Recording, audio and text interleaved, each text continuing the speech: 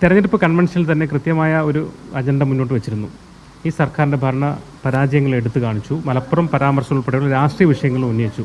അത് ജനങ്ങളിൽ എത്തിക്കാൻ കഴിഞ്ഞിട്ടുണ്ടോ? നിലവിലെ സാഹചര്യം അതാണല്ലോ ഇവിടുത്തെ പ്രധാനപ്പെട്ട ചർച്ച.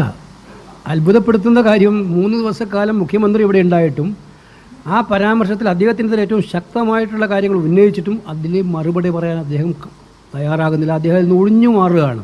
അത് തീർച്ചയായിട്ടും ഈ തിരഞ്ഞെടുപ്പിൽ ജനങ്ങൾ ചർച്ച ചെയ്യുന്നുണ്ട്. ഈ ജില്ലയോട് അദ്ദേഹം കാണിച്ചിട്ടുള്ള ഏറ്റവും വലിയ ചതിയായിട്ട് ജനങ്ങൾ ചർച്ച ചെയ്യുന്നുണ്ട്.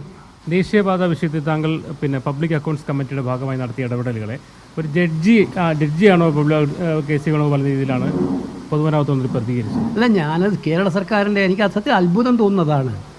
പബ്ലിക് അക്കൗണ്ട്സ് കമ്മിറ്റി പരിശോധിക്കുക സ്വാഭാവികമായിട്ടും ദേശീയപാത അതോറിറ്റിയുടെ ഭാഗത്തുണ്ടായ വീഴ്ചകളാണ്. കേരള സർക്കാരിനെ ഞങ്ങൾ വിളിപ്പിച്ചിട്ട് പോലുമില്ല. ദേശീയപാത നിർമ്മിക്കുമ്പോൾ ആ നിർമ്മിക്കുന്ന ദേശീയപാത യാത്രയ്ക്ക് വേണ്ടിയുള്ള സുരക്ഷിതത്വം ഉണ്ടാവണ്ടേ? ഇപ്പം നമ്മൾ പറയുന്നത് എന്താണ്? ഈ അപകടം, കുരിയാടെ അപകടം റോഡ് പണി കഴിഞ്ഞിട്ടാണ് ഉണ്ടായിരുന്നെങ്കിൽ എന്താവുമായിരുന്നു അവിടുത്തെ കാഷ്വാലിറ്റി? അപ്പോൾ റോഡ് വിശ്വാസയോഗ്യമാകണ്ടേ, സുരക്ഷിതമുള്ളതാകണ്ടേ? അതിനു വേണ്ടിയിട്ടുള്ള ഒരു കറക്റ്റീവ് സ്റ്റെപ്പ് എടുക്കാൻ തെറ്റ് സംഭവിച്ചു എന്ന് അവർ പറയുമ്പോൾ കറക്റ്റീവ് സ്റ്റെപ്പ് എടുക്കാൻ ഒരു ഉന്നതമായ പാർലമെൻ്ററി കമ്മിറ്റി വരുമ്പോൾ അത് കേരള സർക്കാരിന് എന്തിനാണ് അസ്വസ്ഥത? അപ്പോഴല്ലേ എന്തോ കുഴപ്പമുണ്ട് നമുക്കും തോന്നുന്നത്.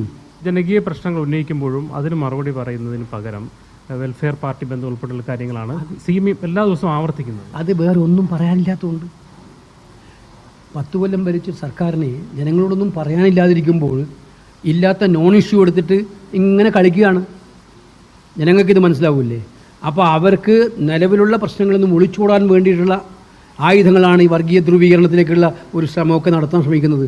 അതിലൂടെ 10 വോട്ട് വേറെ എവിടെന്നെങ്കിലും കിട്ടുമോ നോക്കുകയാണ്. BJP സ്ഥാനാർത്ഥിയുണ്ട്, അതേസമയം വലിയ നേതാക്കൾ വരികയോ വലിയ പ്രചരണം കാണുകയോ ചെയ്യുന്നു. ഏതെങ്കിലും വോട്ടെണ്ണി കഴിയുമ്പോൾ മനസ്സിലാവും നമുക്ക് BJPയുടെ സ്ഥാനാർത്ഥി കാര്യം എന്താണെന്ന്.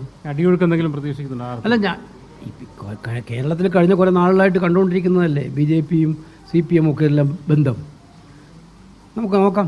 അവസാനമായിട്ട് ഒരു വിലയിരുത്തൽ ഭൂരിപക്ഷം അല്ലെങ്കിൽ എത്രത്തോളം ആയിരിക്കും മെജോറിറ്റി പറയാൻ കഴിയുമോ? നല്ല ഭൂരിപക്ഷം. ഞാൻ സാധാരണ നമ്പറൊക്കെ ജനങ്ങൾ വോട്ട് ചെയ്യേണ്ടതാണ്, അത് നമ്മൾ പറയുന്നത് കണക്കാ ശരിയല്ല. പക്ഷേ ഞാൻ മനസ്സിലാക്കിയെടുത്തോളം നല്ല കംഫർട്ടബിൾ ആയിട്ടുള്ള മെജോറിറ്റിയിൽ പാലക്കാടൊക്കെ സംഭവിച്ച പോലുള്ളൊരു വിജയം തന്നെയായിരിക്കും ഇവിടെ ഉണ്ട്. എന്നാൽ വിവാദങ്ങൾ ബാധിക്കില്ല, വലിയ ഭൂരിപക്ഷത്തിൽ വിജയിക്കുമെന്ന് ആത്മവിശ്വാസം പ്രകടിപ്പിക്കുകയാണ് KC വേണുഗോപാൽ. അനൂപ് ചീക്കോടിനൊപ്പം മുഹമ്മദ് അസ്ലം, മീഡിയ 1 നിലമ്പൂർ.